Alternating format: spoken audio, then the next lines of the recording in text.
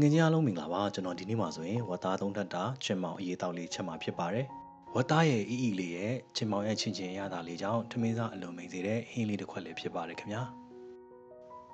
ဂျင်းရဲ့ငရုတ်သီးစိမ့်ရဲ့ကြက်သွန်ဖြူနဲ့ကြက်သွန်နီလိုပါတယ်ဒီနေရာမှာကြက်သွန်နီကိုနည်းနည်းလေးပို့ထည့်တာဒီဟင်းကိုပို့ပြီးတော့ချိုးစေမှာဖြစ်ပါတယ်ခင်ဗျာဂျင်းကိုအသားနှက်တဲ့နေရာမှာသုံးမှာဖြစ်ပါတယ်ဒါကြောင့်ဂျင်းကိုဂျစ်လေးနဲ့ချစ်ထားပေးပါ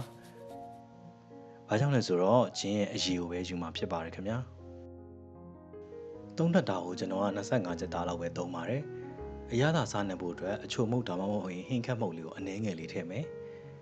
ပြီးသွားရင်စနွေးမုတ်အနည်းငယ်စားအနည်းငယ်နောက်တစ်ခုကကြတော့ခုနကချစ်ထားတဲ့ဂျင်းအရည်တွေညှစ်ထည့်ပေးရမှာဖြစ်ပါတယ်အချို့မုတ်မစားရင်လည်းဒီနေရာမှာတကြားလေးအနည်းငယ်သုံးလို့ရပါတယ်အကယ်၍ဒီဝတ်သားနေရာမှာဆိုရင်ကြက်တောင်မှန်ဒါမှမဟုတ်ရင်ကြက်ပေါင်နဲ့လိုက်ဖက်မှုရှိပါတယ်ခင်ဗျာအားလုံးကိုနှမ်းဆောင်နေပြီးတော့မိနစ်30လောက်နှက်ထားပေးပါမြစ်တွေကိုကြိုပြီးတော့ပြုတ်ထားပေးပါမယ်ချင်မောင်ကြတော့ကျွန်တော်အယိုးနေတဲ့ဒီချင်မောင်အကြီးကိုပဲသုံးပါတယ်အယိုးဖြူတဲ့ချင်မောင်ကချက်တဲ့အခါမှာဆိုရင်အနှဲငယ်ခက်ချွတ်ချွတ်တွေရှိတာကြောင့်ကျွန်တော်ဒီချင်မောင်ပို့ပြီးတော့တဘောကြပါတယ်ကြက်သွန်ဖြူနဲ့ကြက်သွန်နီကိုကြိတ်ထားပေးပါဒေဟုတ်ပူလာပြီဆိုရင်စီကိုစပွဲတင်စုံ3စွန်းလောက်ထည့်မယ်ပြီးတော့ရင်မြန်မာဟင်းလေးချက်တဲ့အခါမှာမဖြစ်မနေလောက်ရတဲ့အတိုင်းဒီကြက်သွန်ဖြူကြက်သွန်နီကိုကျွန်တော်တို့မှွေးလာတဲ့အထိစီသက်ပေးရမှာဖြစ်ပါတယ်ကြက်သွန်နီလေးတွေကကြည်ပြီးတော့မှွေးလာပြီဆိုရင်စနမုံအနှဲငယ်ထည့်မယ်ပြီးတော့ရင်ငရုတ်သီးမှုတ်ကိုစပွဲတင်စုံ1စွန်းလောက်ထည့်ပါမယ်အဆက်ရတာကတော့ငရုတ်သီးစိမ့်ရဲ့အဆက်ရတာနဲ့မှဒီဟင်းကပို့ပြီးတော့စားကောင်းပါတယ်ခင်ဗျာ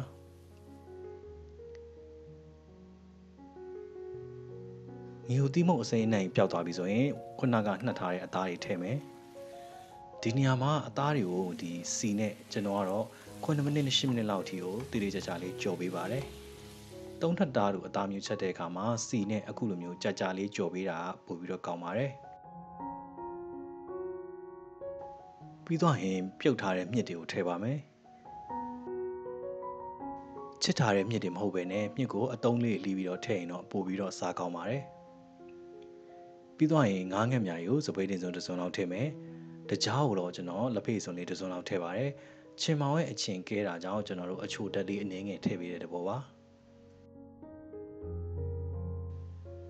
အသားတွေကအရည်တွေထွက်လာပြီးတော့ဒီအရည်တွေပြန်ခန်းသွားပြီးတော့ခက်6လေးဖြစ်သွားတဲ့အထိလှော်ပေးရမှာဖြစ်ပါတယ်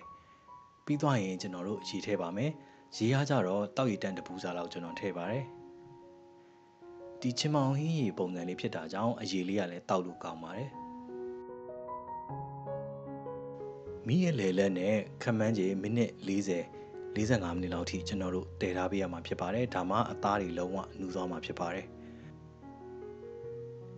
အသားတွေနူးလောက်တဲ့အနေအထားရှိပြီဆိုမှကျွန်တော်တို့ငရုတ်သီးစိမ့်ကိုထည့်ပါငရုတ်သီးစိမ့်ကိုတော့ပို့ပြီးတော့ဆက်သွားအောင်လို့ဘိုင်လေးခွဲပေးထားရင်တော့ကောင်းပါတယ်အသားနူးမနူးဆိုတာကိုတော့တစ်ချက်ကြည့်ပေးပါမိမိစိတ်ကြိုက်အသားနူးတဲ့အနေအထားရပြီဆိုမှနောက်ဆုံးမှချင်မောင်ထည့်ပါမယ်ချင်မောင်ရွက်တွေကထုံးစံတိုင်းအရွက်တွေကပွားပါတယ်သူကအပူထိလိုက်ရင်ညှို့သွားတာဖြစ်တဲ့အတွက်ကြောင့်အရွက်တွေအများကြီးထည့်ပြီးတော့အပုံအုပ်ပြီးတော့ခဏလေးထားလိုက်ပါဒါဆိုရင်တော့ချင်မောင်တွေကနူးတာမြန်ပြီးတော့မှွေရတာလည်းပို့ပြီးတော့ကောင်းပါတယ်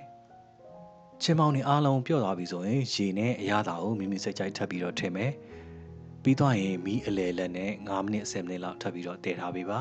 ဒါဆိုရင်အရသာရှိတဲ့ဝတ်တုံတက်တာချင်မောင်ရင်ကိုသုံးဆောင်နိုင်ပြီဖြစ်ပါတယ်ခင်ဗျာကျွန်တော်ဗီဒီယိုလေးကိုအဆုံးထိကြည့်ရှုပေးတဲ့ငယ်များလုံးကိုကျေးဇူးထူးပဲတင်ရှိပါတယ်ကျွန်တော်ရဲ့တခြားဟင်းချက်ဗီဒီယိုလေးကိုကြည့်ချင်နေဆိုရင်လည်းဒီ Good for K1 YouTube channel လေးကို subscribe လုပ်ပြီးတော့အားပေးလို့ရပါတယ်တကယ်ချင်းအားလုံးကျမ်းမာပျော်ရွှင်ကြပါစေခင်ဗျာ